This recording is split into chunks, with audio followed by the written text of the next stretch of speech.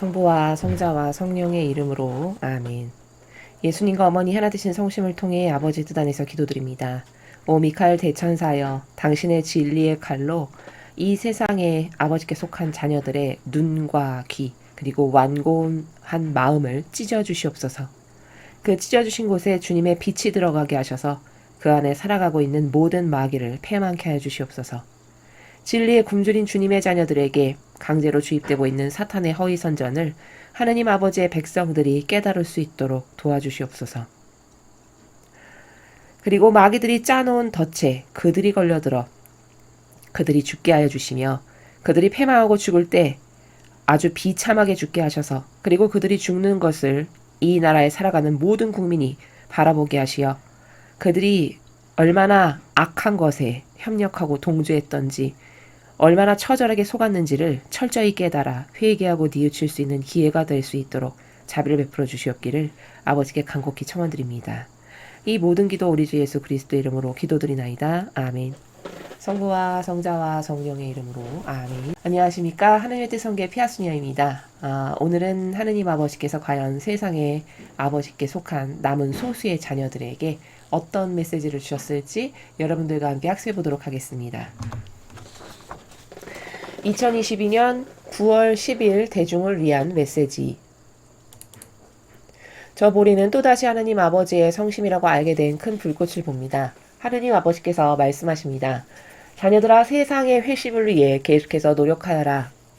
역사상 도덕이 이렇게까지 타협되고 죄가 이렇게까지 중요하지 않은 문제가 된 적이 일찍이 없었다. 나의 남은 신자들로서 너희는 반드시 계속해서 나의 계명들에 대한 순종을 지지해야 한다. 세상은 나의 정의, 즉 심판에 대해 궁금해하면서도 그 정의의 실현은 진실로 믿지 않는다. 전반적으로 사람들은 현재의 상황을 받아들이며 만약 어떤 심판이 지상에 내린다 해도 그것은 아득히 먼 훗날의 일이라고 생각한다. 나의 인내심에 속지 마라. 너희는 사람들의 마음속에 잠복해 있는 악을 보지 못한다. 만약 이 악이 세상에 나타난다면 나의 진노를 재촉할 것이다. 영혼들이 선과 악의 진리를 깨우치도록 계속해서 기도하여라. 너희가 심판받을 때 너희의 상태가 어떠할지에 대해 진리의 비단에서 너희 마음이 깨달음을 얻게 하여라. 너희가 지상에서 마지막 숨을 쉬는 것처럼 너희 마음을 준비하여라. 주님의 말씀입니다. 하느님 감사합니다.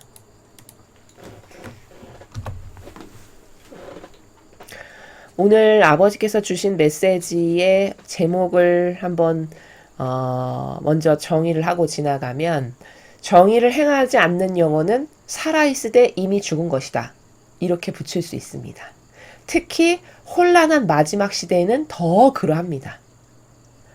이렇게 악이 심하게 날뛰지 않고 평안하고 그래도 선의 세력이 아직은 많이 우세하고 이랬던 시절에는 그나마도 정의의 중요성이 그렇게 강조되지 않아도 그 시대를 살아갈 만하겠으나, 지금과 같이 이렇게 악이 들끓어서 난무하에서 악이 없는 곳은 단 한 군데도 없구나, 누구라도 이 정도는 느낄 수 있을 만큼 이 정도로 정상적이지 않은 시대에 살아갈 때는 정의를 행하지 않죠. 그런 사람은 목숨은 살아있을지 모르겠으나 그 영혼은 이미 죽은 것과 똑같습니다. 자, 왜 그런지 이제 하나하나 제가 오늘 내용을 설명을 하면서 팩트로 성경에 근거하여 입증을 하도록 하겠습니다. 지금 아버지께서 오늘 주신 메시지는 좀 상당히 좀 무섭죠, 여러분. 이제 앞으로 이게 더 심각해지면 내가 나의 진노를 재촉하게 될 것이고, 이런 말씀을 후미에 하셨는데, 어떤 행간의 나라에서 지금 이 뉘앙스에서 아버지께서 말씀을 하시는 거냐면은 경고장을 세상에 보내시는 것과 같은 거죠. 예를 들어 지금 내 이 분노의 그 물이 99까지 찼는데 99에서 지금 0.1, 0.2 이렇게 쬐끔씩 더 차올라서 이제 100이 되면 쏟아내지 않을 수 없는 이런 상태에서 이제 쏟아내기 직전에 아버지께서 지금 이런 상태다. 그러니까 너희가 이렇게 해야 되고 이것을 위해서 계속 기도해야 되고 그렇지 않으면 나는 진노를 쏟을 수밖에 없다. 이런 경고장을 보내시는 그런 상황에서 오늘 말씀을 하신 거다. 여러분 이렇게 이 전반적인 메시지의 뉘앙스의 나라를 이해하시고 들으시면 조금 더 쉽게 이해하실 수 있습니다. 첫 줄을 보시면요. 자녀들아 세상의 회심을 위해 계속해서 노력하여라. 이렇게 말씀하십니다. 자, 이 세상이 지금과 이렇게 똑같이 악이 판치는데도 여전히 그 악에게 동조하고 협력하고 타협하고 내가 좋아지는 거라면 뭐든지 다 하는 이런 세상이 회심하지 않는다. 그러면 아버지께서는 물론 깨어있는 자녀들의 기도 덕분에 지금 이 정도로 유지가 되고 넘어가고 있지만 한계가 있죠. 악이 차오르는 속도와 선의 세력이 바치는 기도의 그 차이가 있잖아요. 그것을 뛰어넘는다. 그러면 쏟아 부으실 수밖에 없는 상황이 도래하게 되는 것이죠. 그러니까 세상이 빨리 얼마나 악하고 하느님의 뜻에 거스르고 역겨운 존재로 내가 살아왔는지를 그들이 회개를 해가지고 아버지께서 부으실 정의를 거두실 수 있는 그러한 어떤 명분과 이유를 드려야 되겠죠. 그러니까 그러기 위해서는 깨어있는 자녀들이 이 세상이 하느님의 뜻에서 살지 않고 멀어져서 그리고 그 중에서도 가장 악한 건 뭐냐면 세상에 살아가는 사람이나 어떤 정치인이라든가 세속적인 그런 사람은 유물론의 어떤 가치를 두고 살아갈 수밖에 없는 한계성이라고 하더라도 최소 종교 지도자다. 어떤 종교에서 내가 막강한 영향력을 행사하는 위치에 있다. 그러면 그들은 모범으로 살아야 되겠죠. 아무리 부족하더라도. 의지만은 올곧게 할 수 있잖아요. 그렇죠? 근데 지금 시대에는 왜 더 정의가 들끓을 수밖에 없냐면 종교가 앞장서서 악을 세상에 퍼뜨리고 있고 악을 조장하고 있고 그리고 가치를 흔들고 그래서 혼동을 일으키고 그래서 악을 선이 되게 하고 선을 악이 되게 하는 주범이고 이런 것을 다 종교가 앞장서서 하고 있다는 이게 가장 큰 문제죠. 그러니까 세상이 올바르게 돌아가려면 어떤 모범적으로 살아가는 훌륭한 사람이라든가 어떤 정신세계가 딱 있어가지고 그것을 보고 부족한 세상에 많은 사람들이 아 저거가 멋있는 거고 저게 올바른 거고 저게 양질이고 어차피 한 번 사는 인생 저런 정신세계로 한번 살다 죽어야 되겠구나 이런 어떤 표본이 있어야 되겠죠. 예를 들면 예수님이나 성모님처럼. 근데 지금은 예전에는 그렇게 어떤 올바른 의지를 갖고 살아가려고 하는 사람들이 그래도 좀 있었죠. 근데 지금은 올바른 의지마저도 찾아볼 수가 없습니다. 다 타협하고 다 협력하고 다 동조해요. 왜? 나에게 손해가 되니까. 그러니까 어떤 저게 모범이야. 저게 올바른 거지. 양심이 있다면 저렇게 해야지. 라는 어떤 기준이 사라졌어요. 그게 제시해야 될 사람들이 종교 지도자들이었는데 이제 그렇게 종교 지도자들도 살지 않아요. 그리고 다 마귀에게 협력하고 타협하고 동조하고 보신주의자로 살고 더 심한 경우에는 오히려 악을 선이라고 거짓말하고 속여서 인류를 다 악으로 끌어들여 가고 이런 지경이죠. 그러니까 얼마나 지금이 악으로 차고 넘치는 시대인지를 여러분이 좀 객관화를 해서 아셔야 된다는 겁니다. 그러니까 빨리 이 세상이 회심을 하지 않으면 이게 점점 더 위태로워지겠죠. 그래서 아버지께서는 세상의 회심을 위해서 계속해서 노력해라. 그럼 우리가 세상의 회심을 위해서 노력할 수 있는 게 뭘까? 이 세상이 지은 죄 제가 대신 배상하고 보속하겠습니다. 라고 해서 이 일상생활에서 기도를 한다든가 어떤 극기를 한다든가 고행을 한다든가 혹은 고통을 사랑한다든가 도저히 용서할 수 없는 것을 끌어안고 용서한다든가 이런 모든 게 다 이걸 아버지 때문에 합니다. 예수님과 성모님을 사랑하는 마음으로 제가 합니다. 그렇게 해서 어떤 큰 것을 끊어서 봉헌 드리고 바치는 것 이게 다 희생이죠. 그런 희생을 통해서 아버지는 세상이 회심할 수 있게끔 이끌어 주신다는 거예요. 우리가 바쳐드리는 그런 어떤 봉헌 제물을 통해서. 이해되시죠? 그러니까 여러분이 이 각각의 위치에서 할 수 있는 다양한 희생들, 그 희생을 할 때는 지향을 아버지 제가 세상의 회심을 위해서 이런 희생을 아버지께 바쳐드립니다. 아버지 오늘도 이거 별것 아닌 작은 거지만 제가 이 고통을 끌어안고 사랑하겠습니다. 세상의 회심을 위해서 그리고 아버지를 사랑해서 아버지를 위해서. 이렇게 해서 여러분이 지향을 분명하게 가지시고 하나하나 수용할 수 없는 것도 수용하고 고통도 사랑하고 희생으로 어떤 배상보석의 행위도 하고 이렇게 하면 그게 차곡차곡 쌓여서 아버지께 그런 다양한 어떤 무기들을 드릴 때 그 무기를 가지고 아버지가 필요하신 곳에 쓰실 수 있게 되는 이런 메커니즘이고 시스템이라고 제가 예전에도 말씀을 드렸습니다. 그러니까 회심을 위해서 우리가 노력할 수 있는 건 그런 것들이다라는 거죠. 그리고 세상의 회심도 거시적이고 훌륭한 거지만 가장 먼저는 뭐부터 해야 될까? 내 가족이 깨어있지가 않아서 하느님 아버지를 믿지 않거나 모르거나 혹은 거짓 교회에 맹종하에.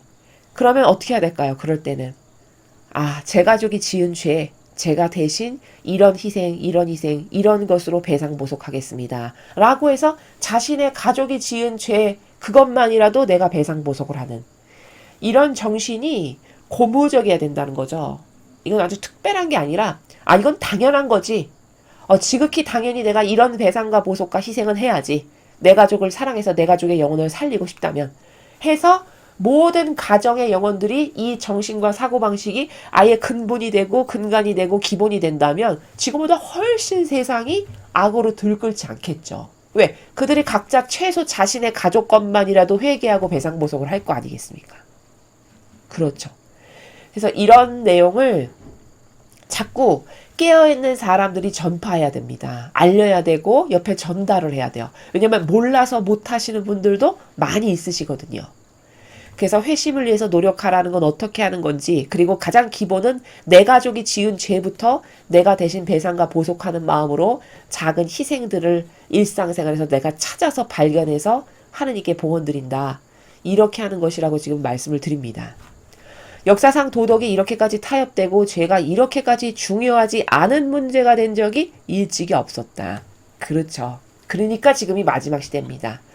역사상이라고 하셨어요. 역사상. 그러면 아담과 하와 때부터 지금까지예요. 하느님의 역사가 시작된 이래로 현재 이르기까지 진리도 아니고 도덕이, 진리를 지키는 건 언감생심이고 도덕도 지켜지지 않는 거죠.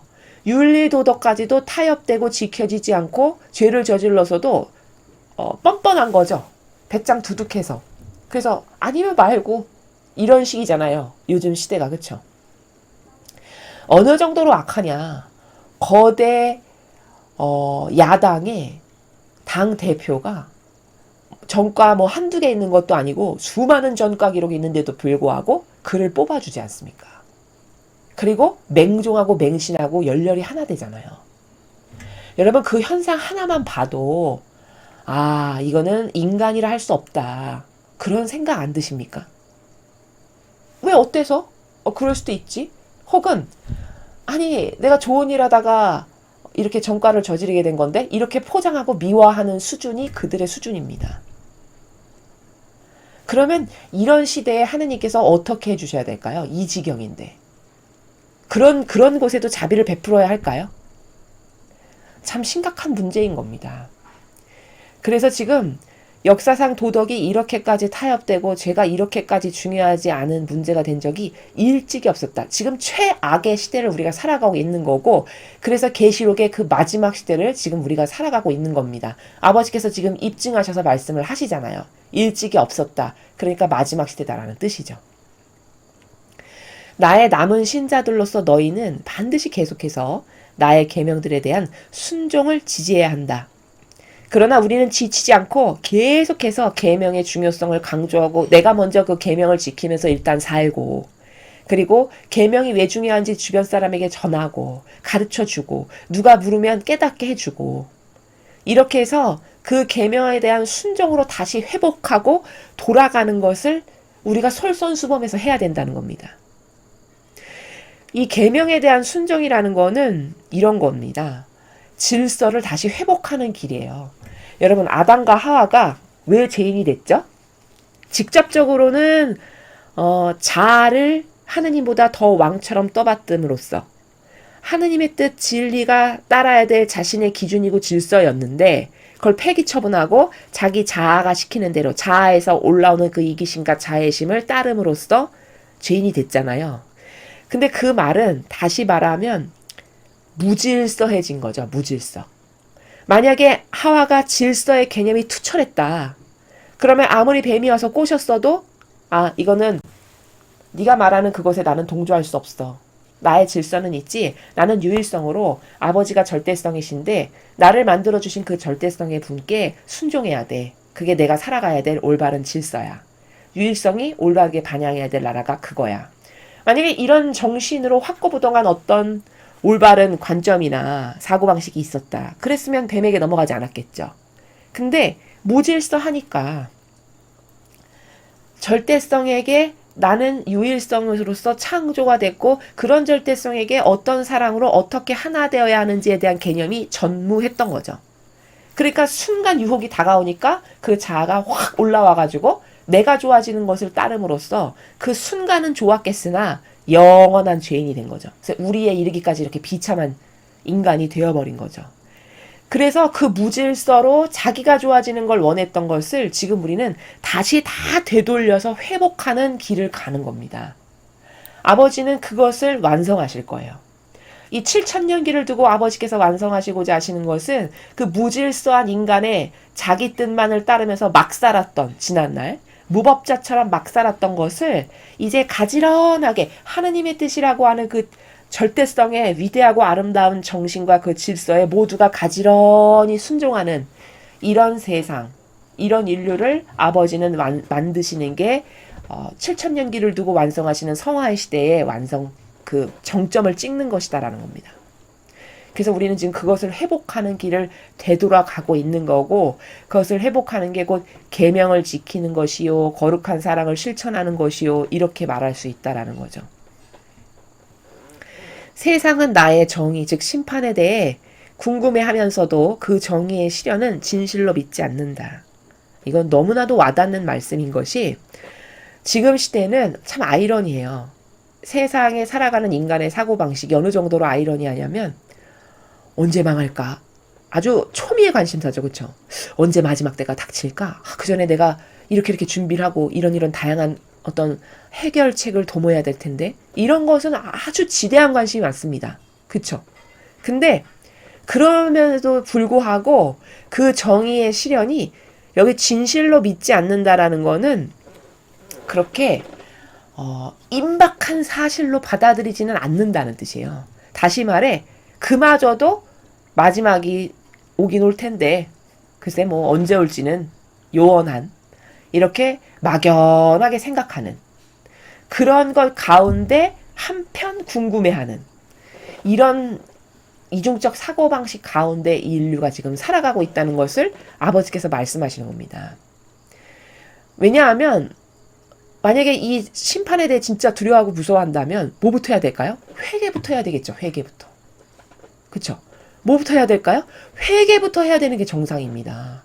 지금까지 내가 아버지 뜻에서 벗어나서 내 뜻으로 무질서하게 엄청 역겨운 것을 많이 아버지께 드렸을 텐데 그게 다 뭘까? 상세하게 적어가면서 나 이런 짓었구나 이런 짓었구나 A4로 상세하게 쫙 적어가지고 그것에 대한 회개부터 아주 진정성의 나라에서 해야 되겠죠. 왜? 죽고 나면 회개 다시 못할 테니까. 심판이 지금 목전에 닥쳤어. 그럼 제일 중요한 건 그런 회개부터 해야 되지 않을까요? 근데 여러분 생각해 보십시오. 심판에 대해 궁금해하고 아버지 정의가 언제 내리칠까? 나는 무슨 준비를 해야 될까? 이런 거 막 궁금해하지만 진정성의 나라에서 내가 하느님의 뜻을 거슬러서 여태까지 수십 년을 살아온 나의 인생을 총 고해해서 뉘우치는 것을 하는 사람은 많지 않은 것으로 알고 있습니다. 그렇게 많이 보지 못했습니다. 그럼 이거는 똑바로 마지막 시대에 무엇을 해야 되는지를 모르거나 혹은 그 정의가 실현되긴 할 텐데 글쎄 뭐 언제 올지는 아직 잘 모르겠고 요원하고 이렇게 막연히 생각하거나 둘 중에 하나겠죠. 그렇죠? 그러니까 뭐가 닥쳐도 뭘 준비해야 되는지도 잘 모르고 어떻게 해야지 용서받는지도 사실적으로 구현할 수도 없고 지금 인간의 처지가 이런 처지에 놓여 있는 인간이 정말 가련한 거죠. 그래서 아버지께서는 내 심판이나 정의에 대해서 많은 사람이 궁금해하면서도 정작 그게 실현될 거니까 내가 지금 뭘 준비해야 될까? 어떻게 아버지의 그 의노를 풀어드릴까? 이런 것은 대비하는 사람이 별로 없는 이런 상황을 말씀하시는 겁니다. 전반적으로 사람들은 현재의 상황을 받아들이며 만약 어떤 심판이 지상에 내린다 해도 그것은 아득히 먼 훗날의 일이라고 생각한다. 여기 말씀하시잖아요. 인간의 마음을 꿰뚫어서 보시는 아버지께서 그냥 이렇게 마지막 시대여도 아유 그래 지금이 마지막 시대야 한심하지 힘들지 이렇게 말은 하지만 그냥 그마저도 또 그렇게 하고 그냥 받아들이고 수긍하고 그리고 심판이 당장 내일 내릴지 모레 내릴지 모르잖아요. 왜냐하면 마지막 그 순간은 언제 온지 모른다라고 예수님이 말씀하셨으니까. 그럼 마음이 급박하고 초조하고 지금 당장 내가 무엇을 회개해야 되고 어떻게 달라져야 될까 이런 것에 초미의 관심사가 있어야 되거든요. 근데 여러분이 보시기에도 별로 그렇지 않죠. 세상이.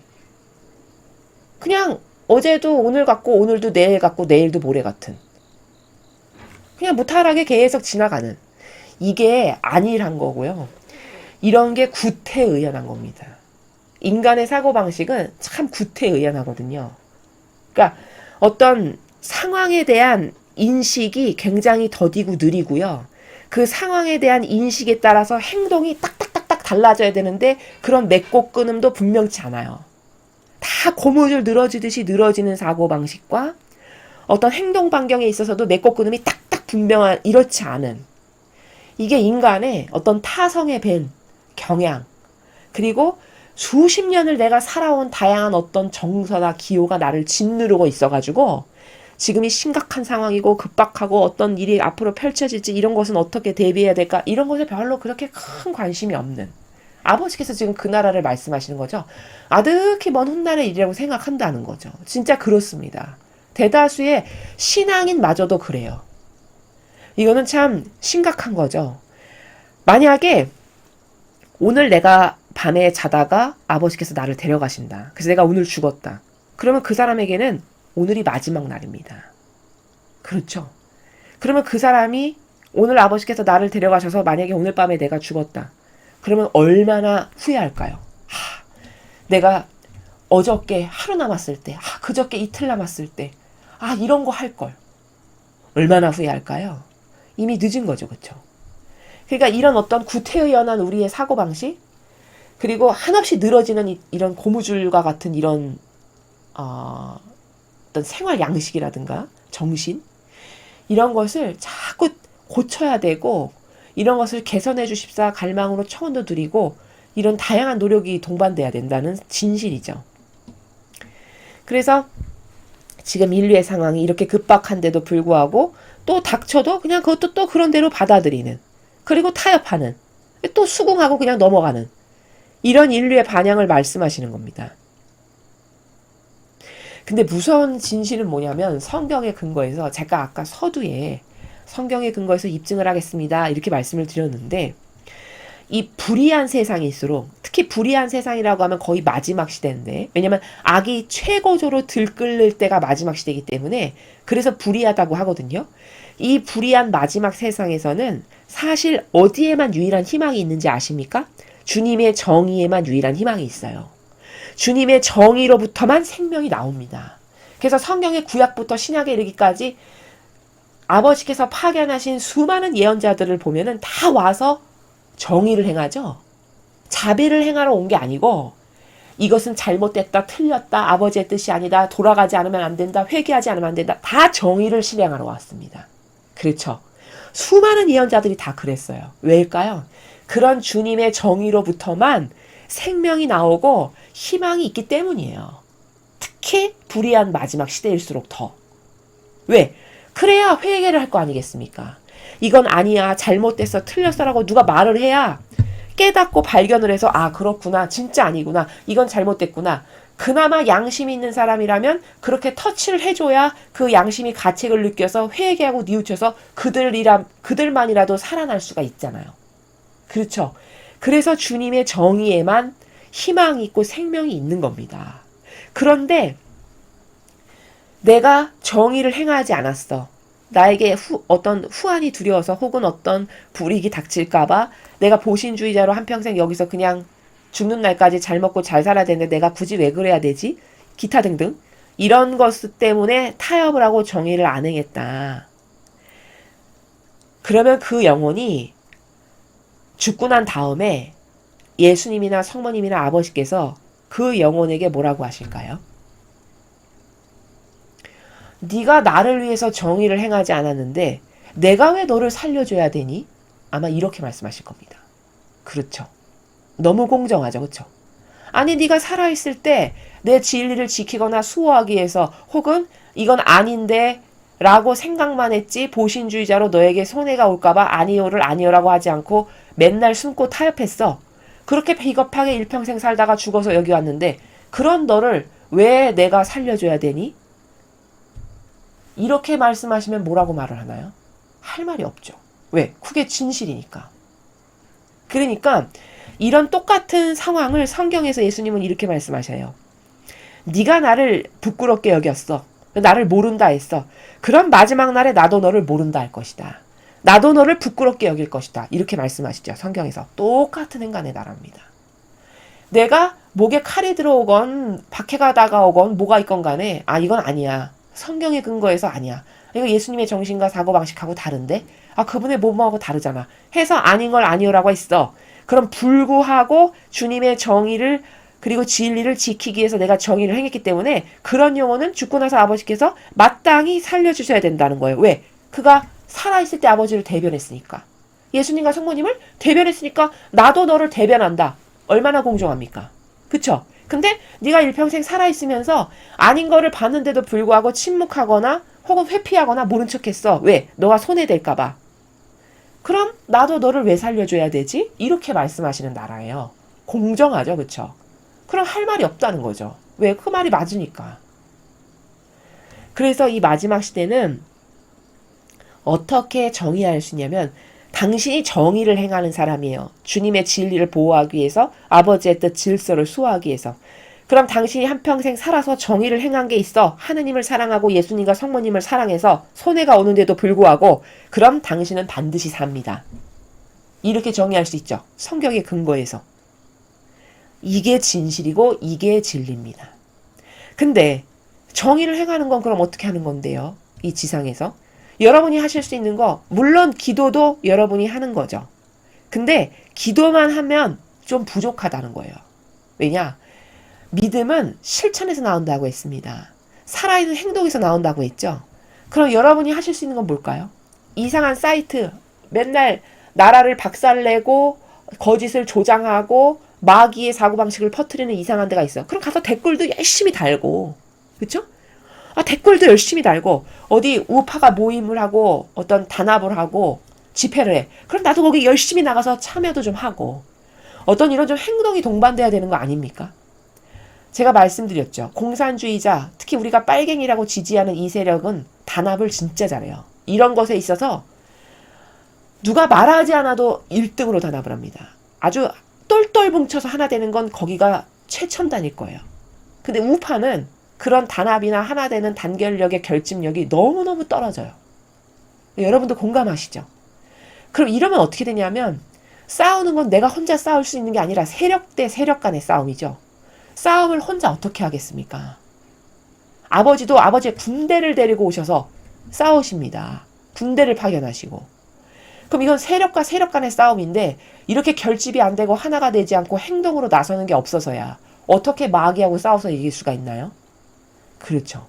이런 면을 이 선의 세력은 좀 반성해야 된다는 겁니다. 특히 저희 강의를 젊은 분들이 만약에 들으신다면 여러분이 직장 생활하시고 여러 가지 생업 전선 때문에 바쁘시지만 그럼에도 불구하고 하느님을 사랑하니까 내가 이렇게 이 나라가 진리가 없어져가지고 마귀로 판치고 득실거리는 나라에서 내 자식을 살게 할 수는 없어.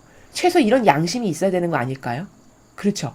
이런 용기는 있어야 될 것 아니겠습니까? 그래서 내가 그런 것을 위해서 막 집회도 나가고 댓글도 달고 어떤 선의 세력과 열렬히 하나 돼서 도와주기도 하고 이런 실천력이 동반돼야 그래야 선의 세력에게 희망이 있는 거다라는 겁니다. 그래서 아버지께서는 지금 이렇게 선의 세력이 그저 어제도 오늘 같고 오늘도 내일 같고 내일도 모레 같은 이런 구태의연한 사고방식과 늘어지는 어떤 생활 양식과 정서, 기호 이런 것이 문제라고 생각하시는 것을 지금 말씀하시는 겁니다. 이 행간의 나라가. 나의 인내심에 속지 마라. 너희는 사람들의 마음속에 잠복해 있는 악을 보지 못한다. 그렇죠. 우리가 인간 마음 안에 있는 악을 어떻게 보겠습니까? 드러난 악도 똑바로 못 봐서 그게 악인데도 불구하고 내 영혼을 거기다 파는데 그렇지 않습니까? 저것은 악이니까 저기에게 협력하면 여러분의 영혼이 패망합니다라고 그렇게 목 놓아 소리쳐 외쳐도 그렇게 열심히 협력하는데 안에 들어있는 악을 어떻게 보겠습니까? 드러난 것도 속는데. 그렇죠. 진짜 가련한 거거든요. 아버지께서는 사람의 마음 안에 있는 악을 너는 못 본다. 그런데 만약에 그 악이 세상에 나타나서 펼쳐졌지 사람이 다 확인할 정도로 그러면 이제 그 정도면 심각해진 거죠. 그러니까 그 정도면 내 진노를 그게 재촉하게 되는 것이다. 이렇게 말씀하시는 겁니다. 그러니까 이 말씀은 어느 정도로 지금 이게 급박한 거냐면 수류탄을 이렇게 심지에다 붙여가지고 딱 던지면은 그 수류탄의 심지에 길이가 타들어가는 그 찰나의 시간 있죠. 그 찰나의 시간 동안 약간 시간이 있는 거죠. 그러나 점점 짧아져서 닿았다 그러면 확 터지는 거잖아요.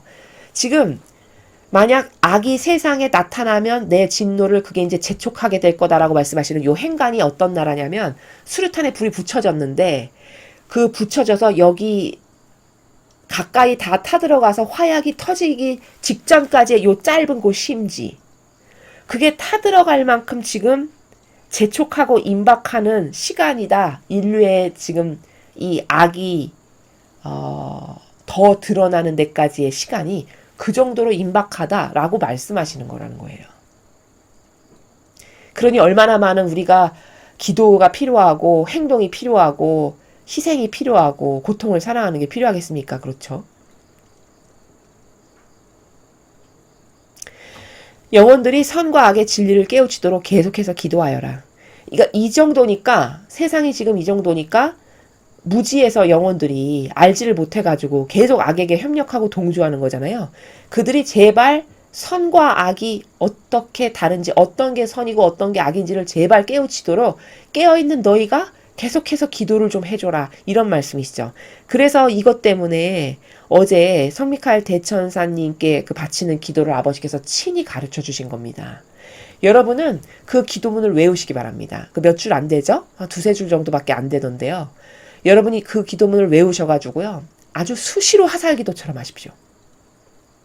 그 똑같이 못해도 괜찮습니다. 그 뉘앙스의 의미를 여러분이 아셨으면은 그 미카엘 대천사의 진리의 검으로 인류의 이 닫혀있는 눈, 귀를 다 찢으셔서 그리고 완고한 마음을 찢으셔서 그 찢어진 곳에 빛이 들어가게 하셔서 주님의 진리의 빛이 들어가게 하셔서 그 영혼 안에 살아가는 마귀를 다 죽여 없애시고 이제 그가 볼 것을 똑바로 볼 수 있는 그런 국민이 되도록 자비를 베풀어 주시고 도와주세요. 이 기도를 외우셔서 길거리 지나갈 때도 밥 먹을 때도 무엇을 할 때마다 수시로 화살 기도로 하십시오. 그래야 이 지금 이렇게 심각한 상황을 우리가 바쳐드리는 그 기도가 강력한 무기가 돼서 완화시킬 수 있다라는 점입니다. 아버지께서 이렇게 말씀까지 하셨기 때문에 우리는 하나된 영혼들로서 반드시 그것을 해야 됩니다. 너희가 심판받을 때 너희 상태가 어떠할지에 대해 진리의 빛 안에서 너희 마음이 깨달음을 얻게 해라. 자, 우리가 이제 죽고 나서 심판 때 갈 것 아니겠어요? 모든 사람은 예외 없이 갈 테니까요. 근데 그 심판 때 갔을 때 내 영혼의 상태가 어떠할지 지금부터 미리미리 깨어있을 때 진리의 빛, 아버지가 가르쳐주시는 이 진리를 가지고 늘 깨어있고 내가 잘못한 게 있으면 바로바로 회개하고 뉘우치고 다시는 똑같은 속성으로 아버지께 역경을 드리지 않을 수 있는 은총을 저에게 좀 주세요.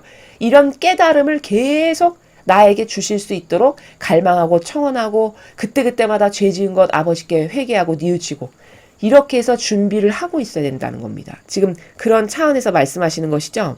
그래서 요 진리의 빛을 나에게 주십시오. 그래서 그걸 통해 너가 깨달음을 얻어라라는 거는 무엇이 올바른가를 제발 제가 분별할 수 있게 어떤 게 진리고 어떤 게 마귀인데 기가 막히게 속이는 마귀인지를 제가 속지 않고 잘 분별할 수 있도록 저를 제발 이끌어 주십시오. 이런 기도를 끊임없이 해야 된다는 겁니다.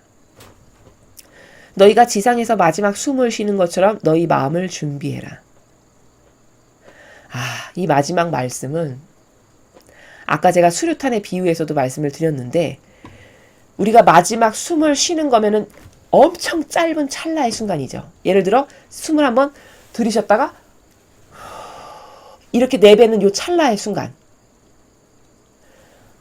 지금 그 내뱉는 내 숨이 이 지상생활에서의 나의 마지막이다. 이런 마음가짐으로, 그런 마음가짐으로 매 순간순간을 살고 현 순간순간을 대비하고 올바르게 반영하고 요렇게 준비를 하라는 말씀이시죠. 다시 말하면 짧은 시간이 지금 남았음을 말씀하시는 거예요. 강조하시고 앞에서도 강조하셨죠. 그렇게 너가 태평하게 허송세월하는 마음으로 어제도 오늘 같고 오늘도 내일 같고 이런 마음으로 지금 살아갈 때가 아니다. 지금 시대는. 뭘 준비해야 되고 어떻게 깨어 있어야 되고 무엇을 회개해야 되고 매 현순간이 중요하다라고 또 엊그저께 말씀하셨으니까 매 현순간마다 반향 잘할 수 있는 은총을 주세요. 기타 등등 할 게 얼마나 많습니까? 그쵸? 또 내 식구가 내가 아는 진리를 몰라. 그래서 그들이 올바르게 하나님께 반향할 수가 없어. 그럼 또 그들이 지은 죄 내가 대신 배상과 보속도 해야 되고. 그렇죠? 한 가정에 가족 것을 대표로 두고 한 명만 다 전 가정이 보속만 해도 세상이 이렇게 될까요? 이렇게 안 되겠죠. 하긴 진리를 모르니 배상보속을 할 수도 없죠. 그런 은총이 있을 수도 없는 겁니다. 처지가. 그래서 이런 다양한 정신활동, 지금 제가 말씀드린 거 다 정신으로 하는 거죠. 정신과 행동으로 하는 건데 이런 다양한 정신활동과 행동을 통해서 매일매일 마치 지금 쓰는 쉼이 마지막이야. 이런 마음가짐으로, 이런 절박함으로 현 순간을 보내고 준비해라. 이런 말씀을 지금 주시는 겁니다. 보통 그 성경을 배우면은요, 이런 생각을 하실지 모르겠습니다. 성경을 왜 배우지? 도대체 배워서 나에게 유익이 있는 게 뭐야? 뭐 심심해서 이소부하고 읽는 마음으로 읽는 건 아닐 테고요. 그렇죠? 성경을 배우는 다양한 이유가 있는데 특히 중요한 것 중에 하나는 뭐냐면 성경에 보면 이스라엘의 패망의 역사가 나옵니다. 반복적으로 패망하죠. 그렇죠? 반복적으로 망했다가 회개하면 다시 살려주시고 또 망했다가 회개하면 다시 살려주시고 이 사이클의 반복이거든요. 이스라엘 백성의. 그러면 그것을 통해서 반드시 거기서 깨달아야 될 게 뭐냐. 반향 이렇게 하면 망하는구나. 이걸 반드시 알아야 돼요. 하느님께 이렇게 했다가는 완전 멸망하는구나. 이거를 발견해야 되는 겁니다. 그렇죠. 근데 대다수의 사람은 성경을 저는 3번 읽었어요. 5번 읽었어요. 10번 통독했습니다. 10번 통독을 했으면 그 안에 숨겨져 있는 하느님 아버지의 수많은 다스림과 원리와 관점과 개념과 그리고 이스라엘이 왜 망했으며 그것이 우리에게 주는 교훈은 무엇이고 그러면 우리는 어떻게 올바르게 반향을 해야 그런 꼴을 당하지 않는가 이런 발견해야 될 것들이 너무너무 많거든요. 아주 무수히 많습니다. 근데 하나도 그런 거는 모르는 거죠. 그럼 10번을 읽었다 한들 내가 그 10번을 통해서 달라지고 있는 게 있냐는 겁니다. 달라지는 게 없다면 읽었으나 안 읽은 사람하고 똑같지 뭡니까? 그렇죠. 그럼 그건 잘못됐다는 거예요. 다시 말해 성경을 통해 이스라엘이 수도 없이 망했다가 다시 살아났다가를 반복하는데 그 이스라엘 패망이 나하고 무슨 상관이야? 이런 사고방식을 하고 있는 사람은 자신의 영혼이 지금 근시안적 소경의 마귀가 나를 완전히 다 뒤덮어가지고 내가 볼 것을 못 보고 있고 내가 지금 이 조그만 간장 종재기와도 같은 이 프레임에 갇혀서 내 영혼이 지금 죽어가고 있구나 는 것을 그 사람이 모른다는 겁니다. 그러면 심각한 거라는 겁니다. 왜? 그 역사를 통해서 하느님께서 우리에게 가르쳐 주시고자 하시는 전하시고자 하시는 아버지 다스림의 메시지가 거기 다 숨겨져 있는 거거든요. 그럼 그것을 딱딱딱 발견해가지고 그걸 고치고 새롭게 하고 업그레이드하고 버릴 거 버리고 이렇게 해야 되는 게 성화시대를 살아가는 사람이 성경을 통해서 올바르게 준비하는 나라가 이런 거라는 거죠. 그런데 대다수의 사람이 성경을 읽었어도 그런 내용이 나와 있는지도 사실은 모르고 그것을 통해서 어떤 원리를 발견해야 되는지도 잘 모르고 그러니까 모르니까 대비를 할 수가 없죠. 이렇게 중요한 마지막 시대를 살아가는데 그렇죠? 그래서 지금은 이렇게 불의한 것이 판치는 이 마지막 시대는 성경에 근거하면 아버지의 뜻 정의를 행하지 않는 사람은 살아남기 어렵다. 지금 시대는 특히 더하다. 분명 죽고 나면 모든 사람은 심판대 앞에 설 건데 그때 하나님 아버지께서 평가하시는 다양한 관점의 원리의 나라에서 나를 평가하실 텐데 그때 이런 평가 항목이 반드시 있을 거라는 겁니다. 너 마지막 시대에 이렇게 이런 수많은 기회가 있었는데 그때마다 너는 내 진리를 지키기 위해서 혹은 신적 질서와 계명을 지키기 위해서 너의 정의를 행했니?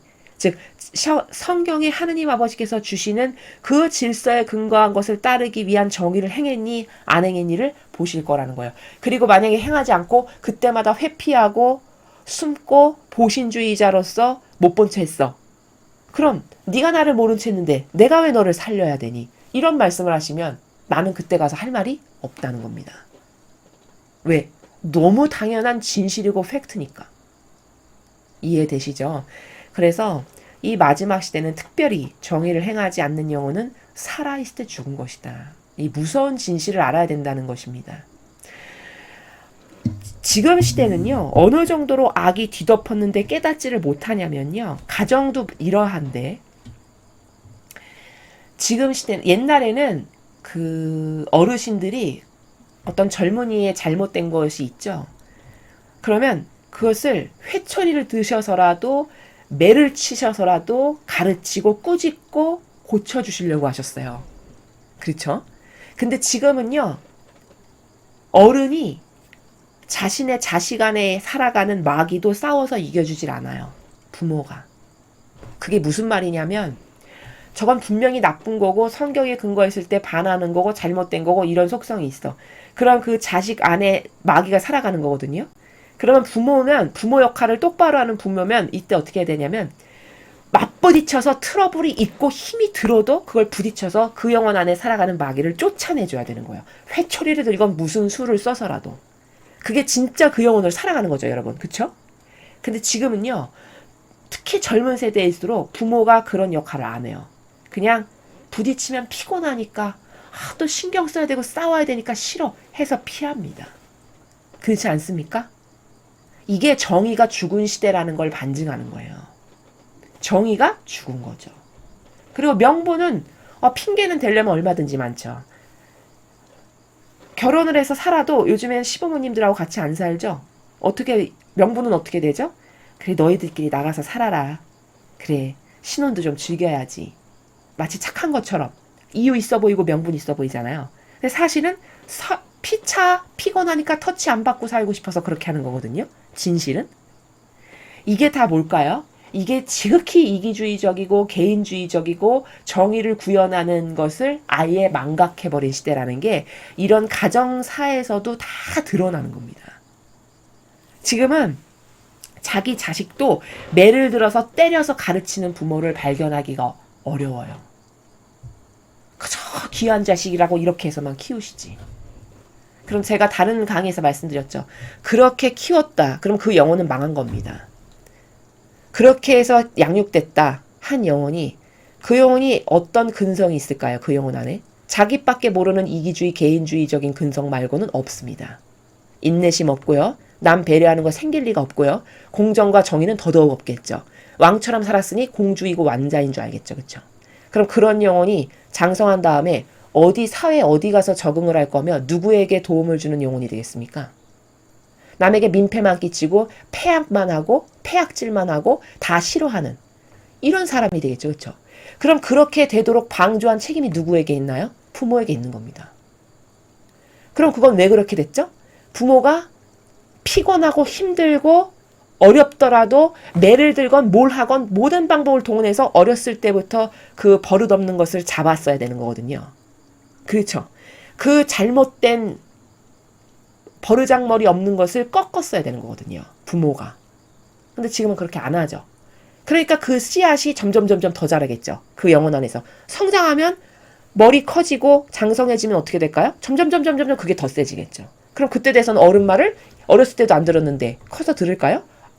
그때 되면 무시하겠죠. 이렇게 해서 한 가정도 왜 똑바로 설 수가 없고 지금은 가정이 다 이렇게 파탄이 잘 나고 예전처럼 가난하고 어렵게 살아도 화목하지가 않냐. 공정과 정의를 어른이 집안에서 중심을 갖고 잡아주셔야 되는데 그런 것을 하는 어른이 없어서 다 편한 거, 피곤한 거 싫고 회피하고 맞바닥치면 부딪히면 또 스트레스 받으니까 이런 걸 피하는 그게 착한 거냐? 절대 착한 게 아닙니다. 그건 사랑이냐? 그건 사랑도 아닙니다. 여러분, 사랑은 육을 사랑하는 게 사랑인가요? 아니죠. 그 영혼이 올바른 영혼으로 똑바로 성장해서 하느님 보시기에 바라서 하느님 앞에 정말 올바르다. 훌륭하다. 이렇게 사랑받을 수 있는 영혼이 되게끔 해야 되는 게 부모의 책임이죠. 근데 제가 지금 말한 이런 대다수의 현 시대의 가정, 그 안에 마귀만 키우는 거지 그 영혼이 가지고 있는 장점이라든가 아버지께서 그 영혼을 태초에 만지셨을 때 그 영혼마다 심어놓았던 어떤 고유성이 있거든요. 그런 것은 하나도 발휘 못하고요. 그런 악만 무성하게 그 영혼 안에서 자라가지고 마침내 망나니가 되고 아나무인이 되고 민폐자가 되고 이렇게 되는 게 요즘 시대의 가정교육의 현 주소가 바로 이런 모습이다. 그게 다 왜냐? 정의를 그 가정 안에서도 어른이 구현하시지 않아서 이렇다라는 겁니다. 그래서 오늘 이 메시지는 정의를 구현하지 않는다. 그런 영혼은 희망이 없습니다. 여러분 식물인간 아시죠? 살아있을 때 죽은 것이라는 건 무슨 뜻이냐면 식물인간과 똑같다는 겁니다. 식물인간 육은 살아있지만 그 남이 떠 먹여주는 밥을 먹으면서 그냥 연명하는 그 영혼에게 어떤 희망이 있나요? 희망이라고까지 할 수가 없죠. 마찬가지로 정의를 구현하지 않아서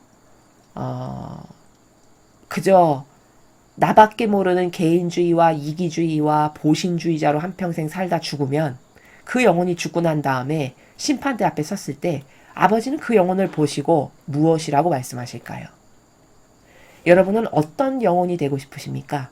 또 제가 후미에 말씀드렸다시피 여러분의 자녀들을 어떻게 양육시켜야 하는지는 굉장히 중요합니다. 왜냐하면 한 나라의 미래고 젊은이들은. 그리고 그런 영혼이 또 자라서 결혼을 해서 자식을 낳으면 건강하지 않은 정신으로 자식을 낳아서 기르면 자기와 똑같은 붕어빵을 또 양산하겠죠. 그렇죠?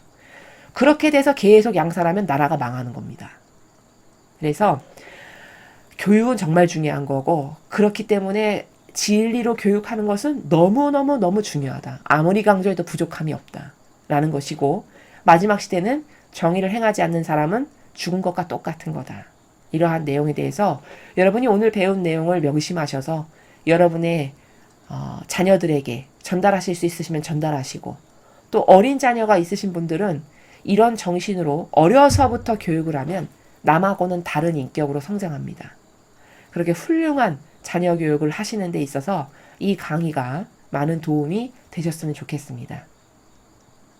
이상으로 2022년 9월 10일 대중을 위한 메시지 해설을 마치겠습니다. 감사합니다.